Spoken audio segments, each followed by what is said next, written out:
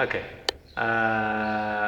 In a previous video, we talked about many of the features of this model itself, without this the part of the intestines with it, and also the pancreas and the duodenum and so on. So here we wanted to show you the actual position of this sample. If we take it out, first we want to talk about this, and we have some things left there. Inshallah, we'll talk about it in this video. Yes, so first, we couldn't find the stomach model. It would have been much nicer. But anyways, this is the beginning of the duodenum, okay? It's passing in a C-shaped format to the right, and then back to the left as it terminates at its junction with the jejunum, okay? These are the folds of the jejunum and ileum. So it's located near here, its junction. Okay, around here. These are the plica circularis. Okay. This is the entrance of the bile duct. And here, of course, this is the major duodenal papilla. This is the ampulla vater. And there is a thickening of muscle to form the sphincter of Oddi. Okay? So beware of any of the detail. This is the papilla. This is the ampulla. And this is the sphincter, this region. Okay? If we put the back for just the origin of this bile duct, and we can also bring the liver. Of course, we talked about the liver previously in another video.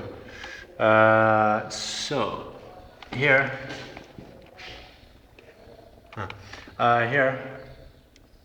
imagine it. This is the bile duct. And now imagine it. Here, this is the bile duct also.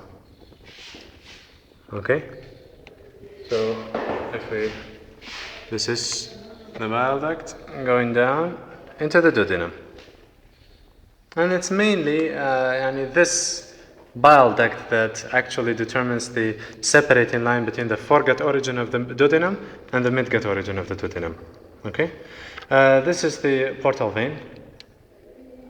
It's formed from the superior mesenteric and splenic. And the splenic, this is the splenic itself, and it receives the inferior mesenteric. This is the superior mesenteric artery. Again, we said because of the origin of the pancreas, it passes behind it, except, it's not visible, except for the uncinate process. You can see it's going anterior. This is anterior, this is the pancreas. You can't see the superior mesenteric artery because it's behind the pancreas, but at the uncinate process, it passes in front of it. It's just the uncinate process of the pancreas.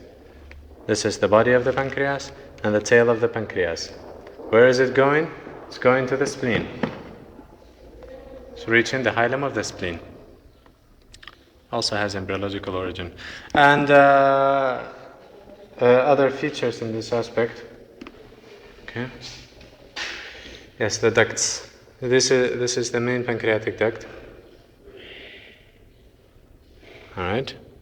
Of course, it joins the bile duct and then enters into the duodenum.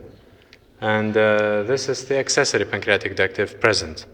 And of course, for the name of the ducts, this is the main pancreatic duct of Wersen, and this is the accessory pancreatic duct of Santorini. And again, if we discuss the embryological origin again, when the ventral bud rotates posteriorly, the whole duct of the ventral bud forms this part of the main pancreatic duct. And the distal part of the dorsal pancreatic duct forms this part of the main pancreatic duct. So in about 10% of people, they fail to fuse, so you have this accessory pancreatic duct as the proximal part of the dorsal pancreatic bud. Okay? And the intestines. This is the mesentery. This is the transverse mesocolon, by the way, in case we forget it later. Here we have the junction with the ileum. This is the ileum, it's not the appendix. Okay? The ileum opening into the large intestine. So this is the cecum. This is the opening of the appendix. Remember, it's caudal. It's initially caudal and becomes posteromedial, but it's still caudal. Here's the appendix on the right side. And of course, the tinea coli is supposed to merge here and disappear. It's kind of disappeared. But it's obvious, it's the appendix. In this case, we can say it's retrocecal. Then And these are the plica circularis of the ileum. They disappear in the large intestine. You don't have plica circularis. And what we forgot in the previous model is that the large intestine has hostrations or saculations. Okay? And we also mentioned that it has the tinea coli, which is the thickening of the muscularis externa. Okay? Okay, this is the ascending colon. This is the hepatic flexure or the right colic flexure. This is the transverse colon. This is the splenic flexure or the left colic flexure or junction. And this is the descending colon until it terminates at the sigmoid colon.